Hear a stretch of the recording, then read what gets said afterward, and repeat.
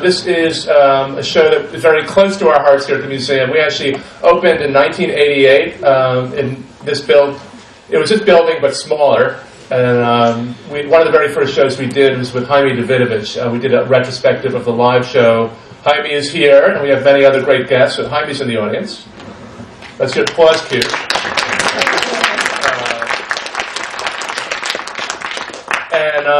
The way this came about was that one of the guest curators, Leah Cherner, wrote a series of articles for Moving Image Source, which is the website of the museum, and there were terrific pieces about the history of New York public access TV, so we thought that would make for a great series at the museum, and we're really thrilled that Leah and Nick Rappold, who you're about to meet, put together this show. We're kicking it off with this great reunion. It looks like we're going to set up a firing squad later, but this is going to be a discussion.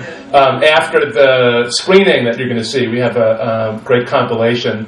And then over the weekend, over the next 2 weekends, there are 4 really amazing compilations that Nick and Leah have put together. Tomorrow we have shows back here in this theater, and we're going to be using other screening spaces throughout the museum over the next 2 weekends, so just make sure you pick up a schedule before you leave. So we hope to see you back. These are really amazing shows that they put together. And this is a very special night. As you noticed, public access is here. The Manhattan Neighborhood Network is here videotaping this reunion party, so welcome. And now I just want to introduce our co-curators, Leah Cherner and Nick Rappold.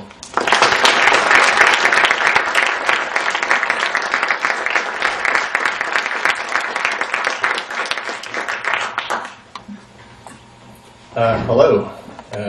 Thanks for coming out.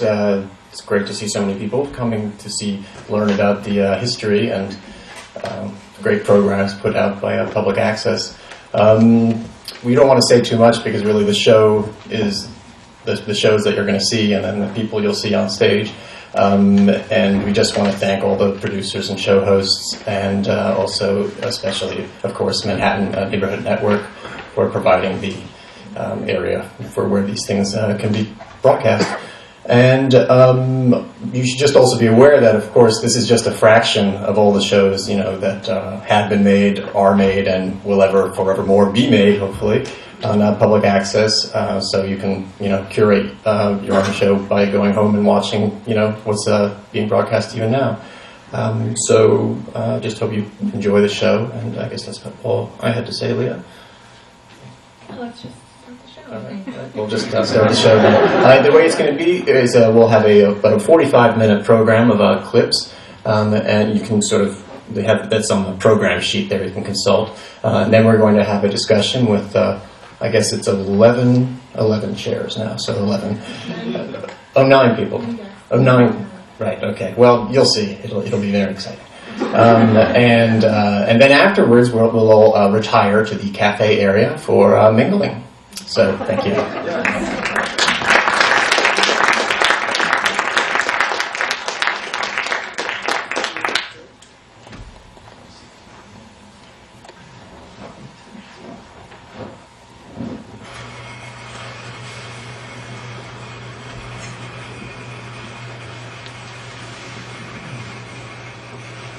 The following program is being presented by its producers for the facilities of Manhattan Cable Television in accordance with government regulations. We are not responsible for the contents of the program, and its transmission does not imply our approval.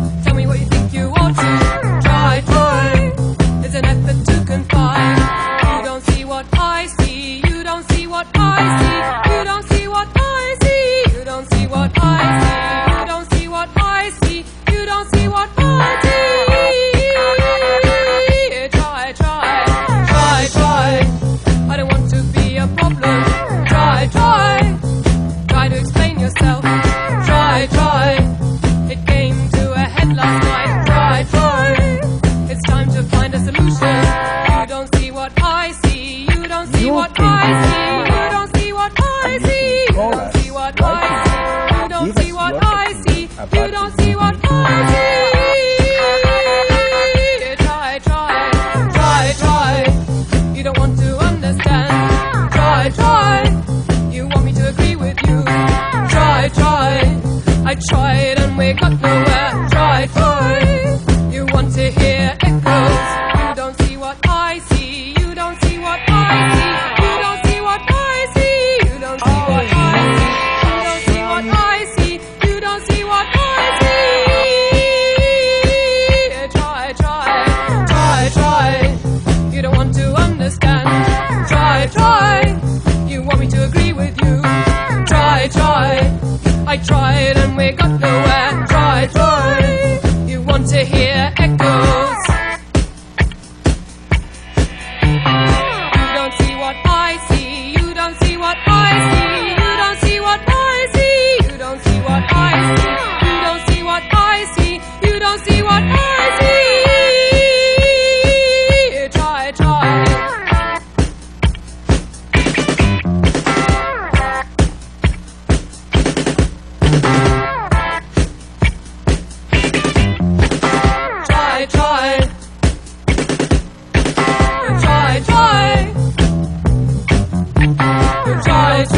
I see. You don't see what I see. You don't see what I see.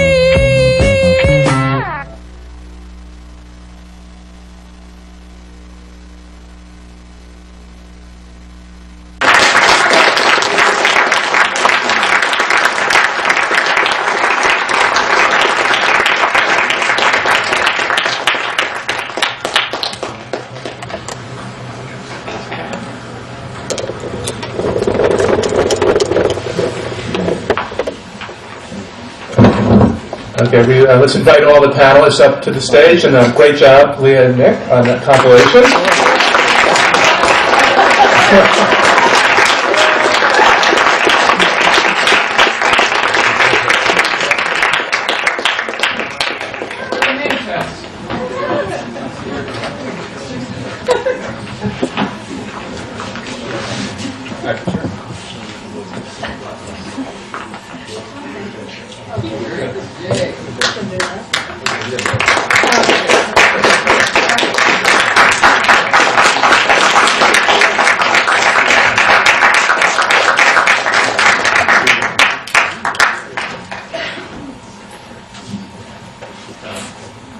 Right. Are we on?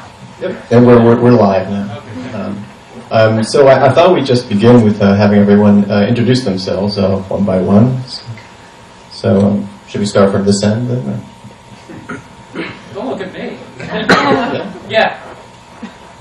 Okay, my name is Jaime Davidovich. I was Dr. Davidovich, and I did the live show from 1978 to 1984. I'm William Hohauser. I did the Vol show from 1977 to, I don't know when, sometime. It's over now. I'm Ron Grunwald. I'm Tony Arena. And we do the Wild Record Collection. With your favorite host, Snuffles, who just might make an appearance a little bit later. I'm Lisa Yap. I did Tomorrow's TV Tonight. And I did Movie Kingman, Video Vision with Michael Schnitzer, and then I was office manager with Coca Crystal for several years at the studio. I'm Scott Lewis. I'm here for the Scott and Gary Show. 1983 to 1989, possibly. Gary Winter, the director of the Scott and Gary Show. I'm George Stoney, and I'm on the board of Manhattan Neighborhood Network. Hi, I'm Rabbit the Rabbit. I host Rabbit the Rabbit and Friends, produced by Richard Concepcion, who's hiding somewhere in the theater tonight.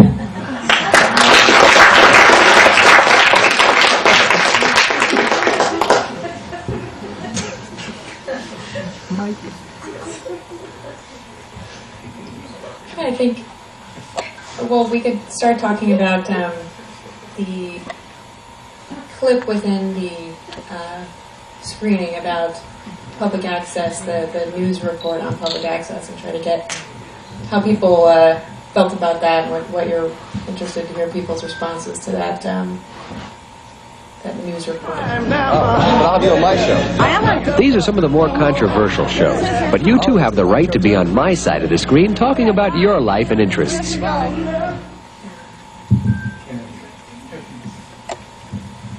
I think that before we start, we are in a special evening tonight because we have with us the person who was responsible for the creation of public access. And I can truly say, because I was a witness and I'm part of that history, and because of him, we were able to create and have the public access channels in Manhattan Cable, and we were able to do all these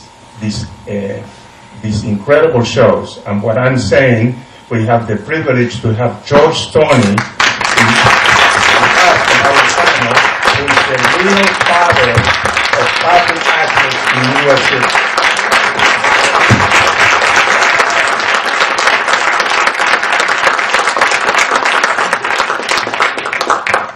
Well, I'd like to say that if what we saw on the screen tonight was all there was public access, it would never have never would have lasted. I think this is what we saw was the worst aspect of public access. I thought that this show did a disservice to the whole idea.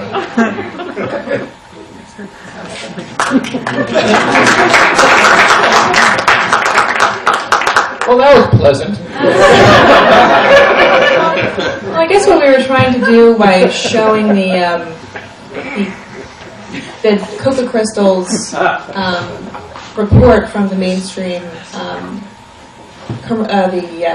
was it like a network television show's portrayal of what public access was that long clip at the end. And I thought there was an interesting discussion that she had with her callers about how that particular program emphasized the very worst aspects of public access, and I thought that would be an interesting thing to talk about here.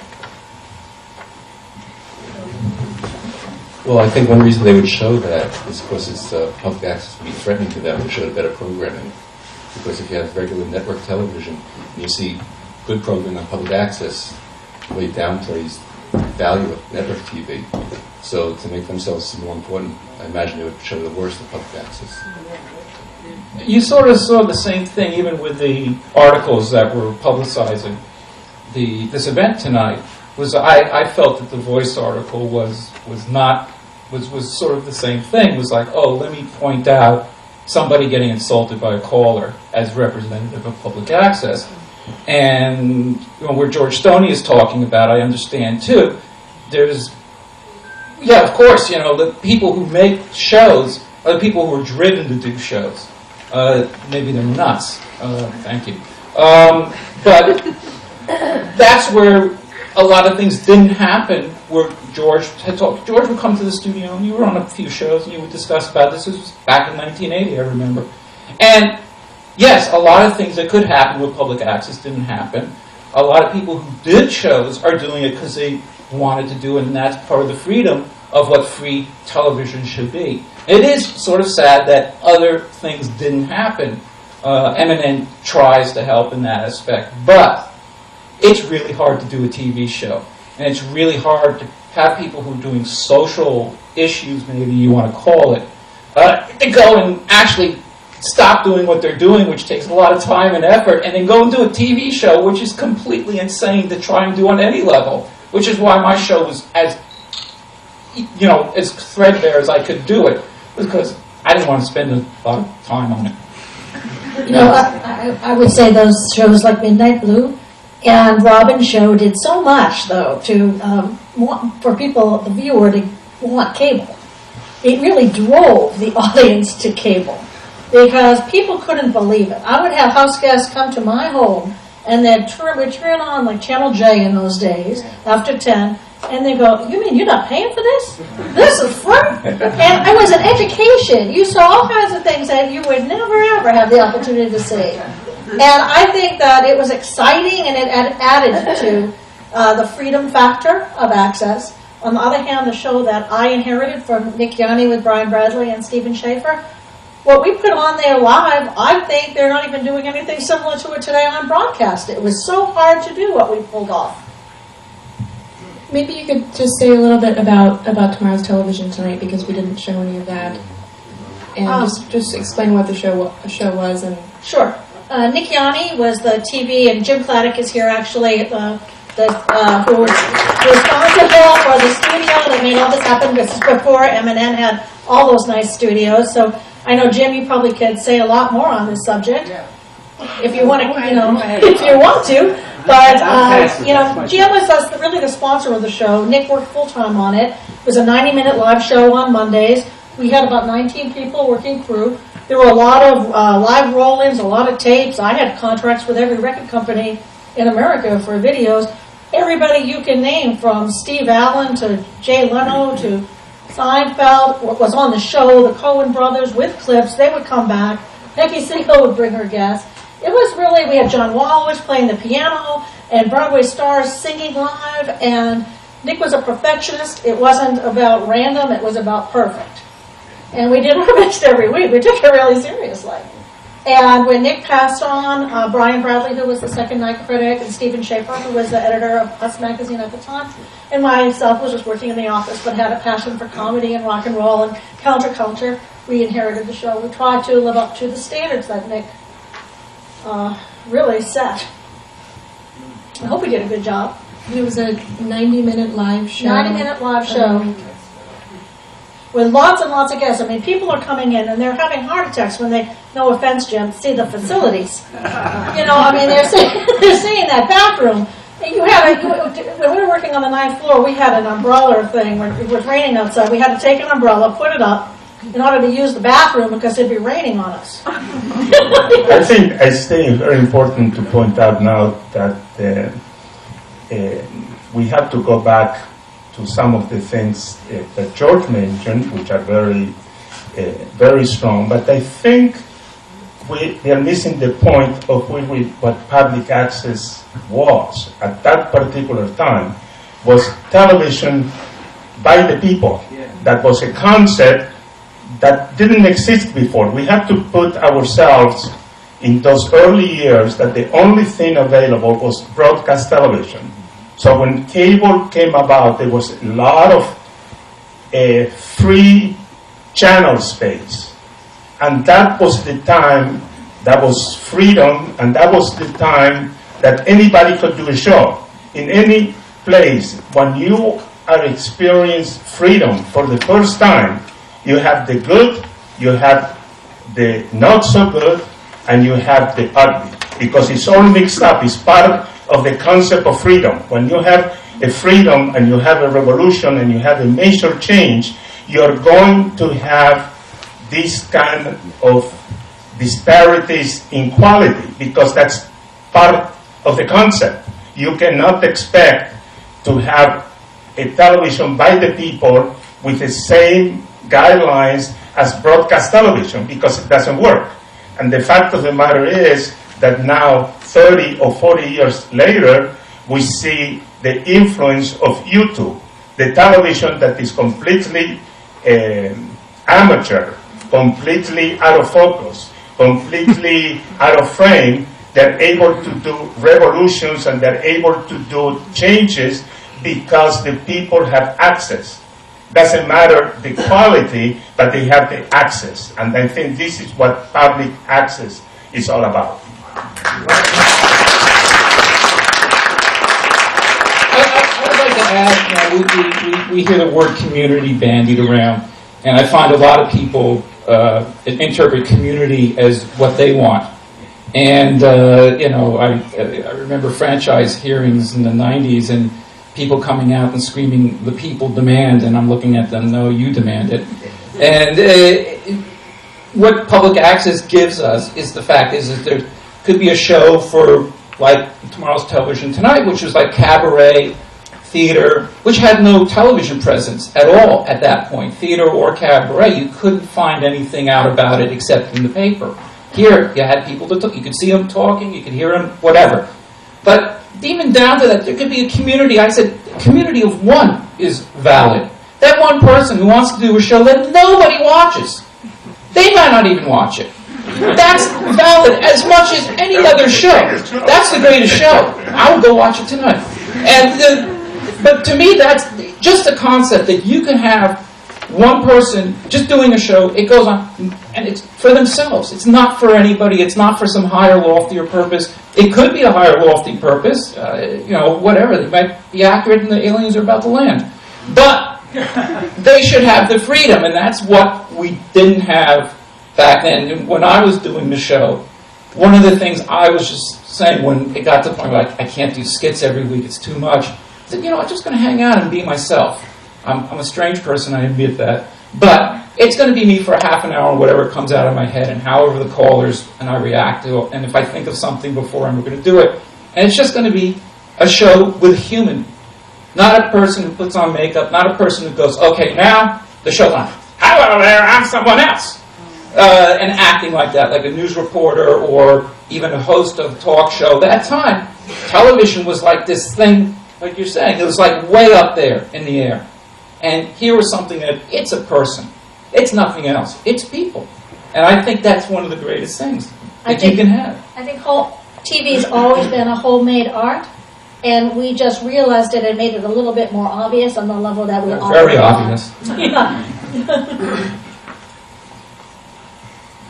Does anyone want to say anything about interactive television?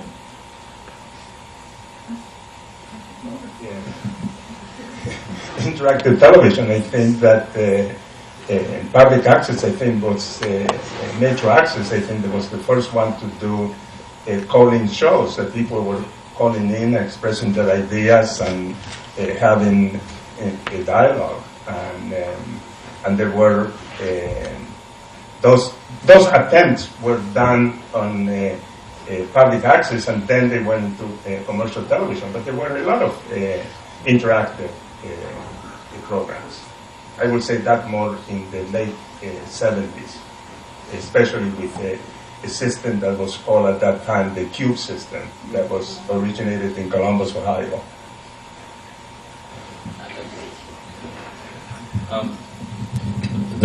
Although it may not seem like it, the reason why I have a show, why Ron and I have a show, is because of an interactive television show. The producer of that show, David Buckingham, is in the audience, and it was called Act Up Live. And what we used to do, the AIDS organization Act Up would take calls from the audience to discuss AIDS and very serious issues like that. I mean, in this program, what we've seen mostly are the fun aspects of public access, but there are serious and very important issues that are discussed on it also.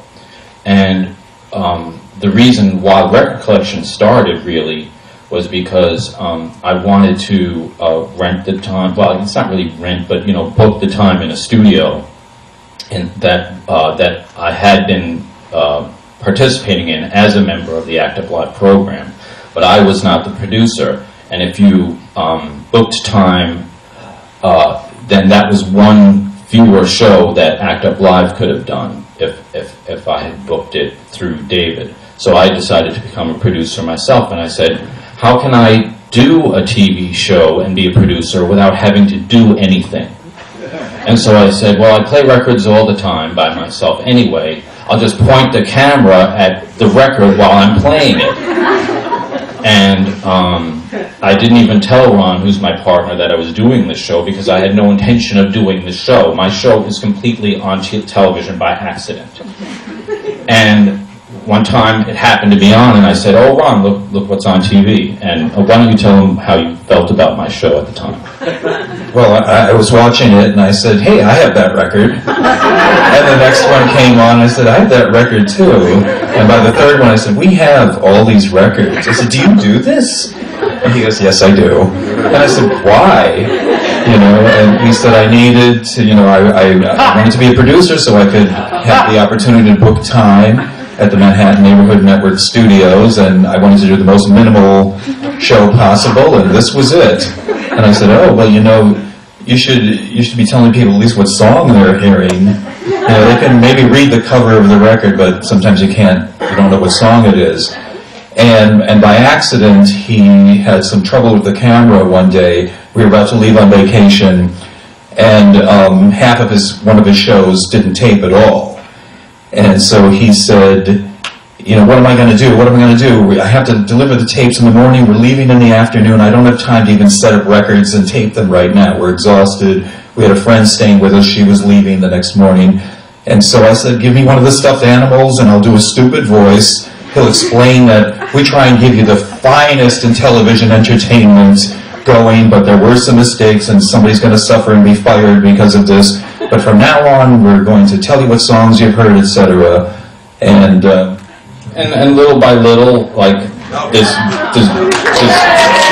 bear started to become more and more involved in the show, and it started dancing on the show. And I'm like, why are you doing that? And I said, because it's fun and people will like it, and if not, I like it. So, like you said, but we found out, gee, lots of people like it. And maybe it's one of the worst shows on TV, but who cares? We know what it is, and we know it's not, you know, rocket science or anything, but it's fun. I'm not denying that you people represent an aspect of public access history. You've done that. But I want the audience to know that there's a whole different view, accomplishment that public access has done. City councils, the youth channel, all the other things. So please do not judge what you saw on the screen as representing all of public access.